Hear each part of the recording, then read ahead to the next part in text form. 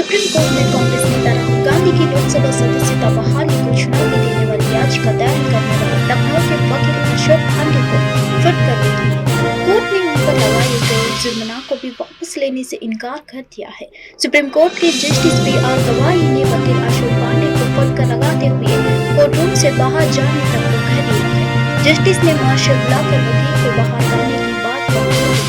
Supreme court ने जनवरी में वकील पांडे की अर्जी को खारिज कर दिया था और उन पर 1 लाख रुपए का भारी जुर्माना लगाया था। इसके बाद उन्होंने फिर से अदालत का दरवाजा खटखटाया और जुर्माना वापस लेने का अनुरोध किया। सुप्रीम कोर्ट में मंगलवार को इस मामले में सुनवाई है।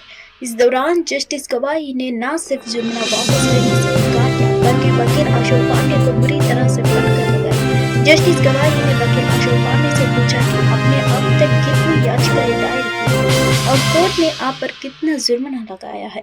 जज के सवाल के जवाब में वकील पांडे ने कहा, मैंने 200 जनहित याचिकाएं दाखिल की है। मैं संविधान पीठ के फैसले पर भरोसा करता हूँ। कृपया आप जुर्माना वापस ले लीजिए। ये सुनकर जस्टिस गवाई भड़क गई है। उन्होंने कहा, अगर आप पोडियम नहीं छोड़ते हैं तो हमें शर्मिंदा होना पड़ेगा।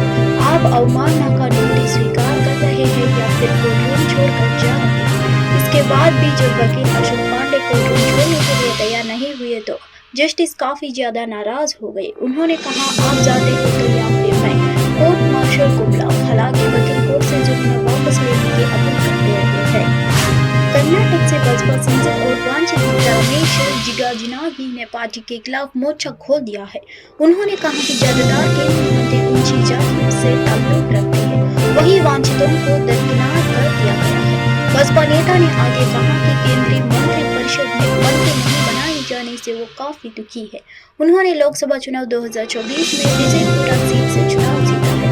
मंगलवार को संवाददाताओं से बातचीत करते हुए रमेश जिगाजिनागी ने कहा, कई लोगों ने मुझे बीजेपी में न जाने की सलाह दी थी क्योंकि यह दलित विरोधी है। संवाददाताओं ने जब रमेश जिगाजिनागी से सवाल पूछा कि क्या वो मुझे केंद्रीय मंत्री पद की मांग करने की कोई जरूरत नहीं है, लोगों को समर्थन मेरे लिए जरूरी है, लेकिन जब मैं वापस आया तो लोगों ने मुझे बहुत डांट लगाई है। कई दलितों ने मुझसे इस बात पर बहस की कि बीजेपी दलित विरोधी है और मुझे पार्टी में शामिल होने से पहले यह बात जान लेनी चाहिए थी। केदारनाथ से बसपा विधायक शैलाशानी रावत का मंगलवार रात निधन हो गया है। वही 68 वर्ष की थी और लंबे समय से अस्वस्थ थी। उन्होंने देहरादून के मैक्स अस्पताल में रात 10:35 पर अंतिम सांस ली। विधायक के निजी सचिव भूपेंद्र रावत ने बताया कि वह 2 दिन से वेंटिलेटर पर जिंदगी की जंग लड़ रही थी। मुख्यमंत्री पुष्कर सिंह धामी ने शैलारानी रावत के निधन पर दुख व्यक्त किया है। उन्होंने कहा, केदारनाथ विधानसभा से लोकप्रिय विधायक शैलारानी रावत जी के निधन का अत्यंत पीड़ादायक समाचार प्राप्त हुआ है। उनका जाना पार्टी और क्षेत्रवासियों के लिए अपूरणीय क्षति है। उनकी कर्तव्यनिष्ठा और जनसेवा का प्रति समर्पण भाव को सदैव याद रखा जाएगा। ईश्वर से दिवंगत आत्मा को अपने श्री चरणों में स्थान एवं शोक संतप्त परिजनों व समर्थकों को यह असीम कष्ट सहने की शक्ति प्रदान करने की कामना करता हूँ। मुख्यमंत्री पुष्कर सिंह धामी ने शैलारानी रावत के निधन पर दुख व्यक्त किया। उन्होंने कहा, केदारनाथ विधानसभा से लोकप्रिय विधायक शैलारानी रावत जी के निधन का अत्यंत पीड़ादायक समाचार प्राप्त हुआ। उनका जाना पार्टी और क्षेत्रवासियों के लिए अपूरणीय क्षति है। उनकी कर्तव्यनिष्ठा और जनसेवा के प्रति समर्पण भाव को सदैव याद रखा जाएगा। ईश्वर से दिवंगत आत्मा को अपने श्री चरणों में स्थान एवं शोक संतप्त परिजनों व समर्थकों को यह असीम कष्ट सहने की शक्ति प्रदान करने की कामना करता हूँ।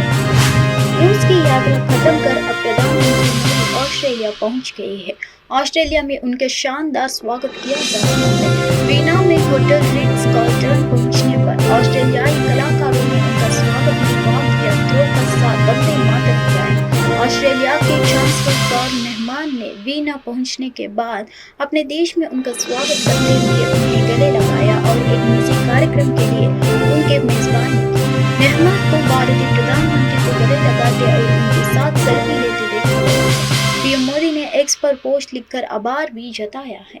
उन्होंने कहा, ऑस्ट्रेलियाई अपने जीवंत संगीत संस्कृति के लिए जाना जाता है। उन्होंने आगे कहा, इस अद्भुत प्रस्तुति के लिए धन्यवाद। इस बेहतरीन प्रदर्शन के कारण मुझे वंदे मातरम की की एक झलक देखने को मिली।